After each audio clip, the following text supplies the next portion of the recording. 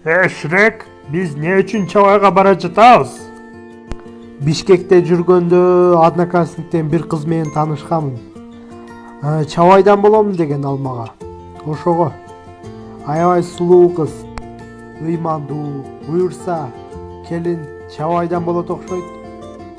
Ыймандуу болсо, анда сулуу болсо үчөөбүз жүрүп албайлыбы? Сенин мээң иштеби же башыңда замканяң барбы? Каалайсыңбы сага Чабайданбы же Каражыгачтанбы кыз табырайын?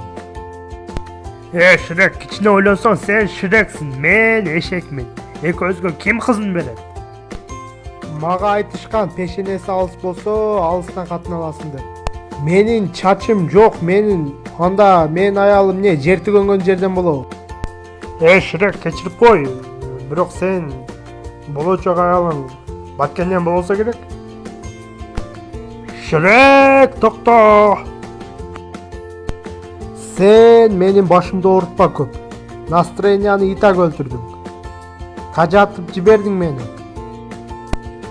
Дайыма эле мен күнөөлүү. Күн ысыккы. Кодо, мен жоомдан каччы, надая сени көргүм жок. Эшектер баарды Кытайга кетти, сен не калып кеттиң?